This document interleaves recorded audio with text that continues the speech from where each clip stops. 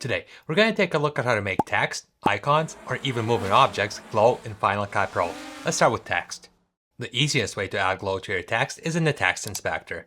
Just scroll down to the bottom and select the glow checkbox. Click on the show button to the right of it to adjust the appearance of this effect. You can change the glow color, adjust the radius, blur amount, and opacity, but as you can see, you're pretty limited with what you can do. There's a better way to add glow to your text. Select your title clip, hold down the Option key, and drag up to make a copy of it. With the top copy selected, press V to disable it for now. Select the bottom copy, go to the text inspector, and change the color of your text to the color you want your glow to be. You can use a solid color, or you can get fancy and use a gradient. Let's change one side to pink and the other to purple. If you want more colors, just double click on the gradient bar to add another color well and select the color for it. Let's try fluorescent green. Drag these control points either way to adjust the color position in the gradient, or move the arrows between the control points to adjust the mix of colors. You can also adjust the angle of your gradient by using this angle dial. Next, go to your effects browser and select the blurs category.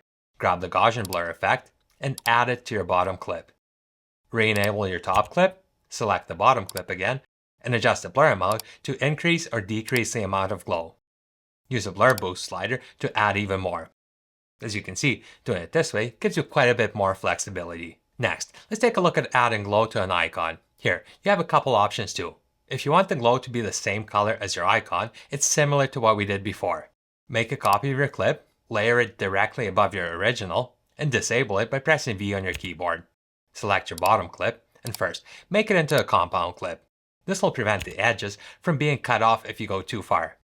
Grab the Gaussian blur effect, add it to your bottom clip, and re-enable your top clip. Select the bottom clip again, and use the amount and blur boost sliders to set the amount of glow. And to make it glow even more, with your bottom clip selected, go to the color inspector, and bring up the global exposure and saturation sliders. If you want the glow effect to be a different color than your icon, this is a bit different. Make a copy of your icon clip, disable the top copy, and select the bottom clip again. Go to the effects browser, select the color category, and add the colorize effect to your bottom clip. In the inspector window, click on the top color well, and select the color you want for your glow. To set the bottom color well to the same color, and I've only recently learned this from my friend Matthew O'Brien, you can just grab the top color well and drag and drop it over the bottom one. Bring the intensity all the way up to 100% to completely fill your icon with a selected color. Add Gaussian blur, re-enable your top clip, and adjust the amount of blur for more or less glow. Now let's take what we learned and use it to make a moving object glow. For this, you will need to rotoscope your object. There's plugins out there that can do this for you, but for this tutorial, we're going to do it old school and keyframe a mask. You'll need 3 layers: your object layer, a glow layer, and a background layer. The top 2 layers will have to be rotoscoped, so to save time, we'll rotoscope one layer and then duplicate it so we don't have to rotoscope twice. First thing you need to do is select the clip in your timeline and make a copy of it. Place this copy directly on top of your original clip. Go to the effects browser, select the masks and keying category, and grab either the draw mask, or if your object is a simple shape like mine, a shape mask. Add this mask to your top clip, make sure your playhead is at the start, set the feather amount to 0, and adjust the control points to mask your object. Now, we need to keyframe this mask, and I find keyframing a draw mask works much better. To turn a shape mask into a draw mask, in the inspector window, click the Convert to Points button. Add keyframes to the control points and transform parameters here.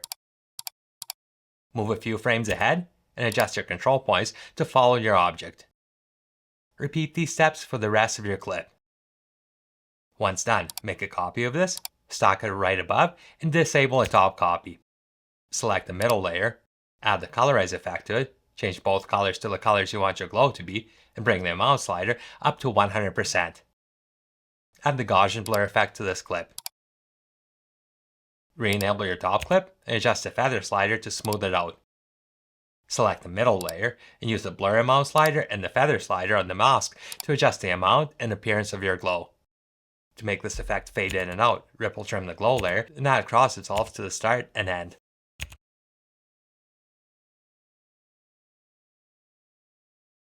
If you want to learn more about masking in Final Cut Pro, click this video right here.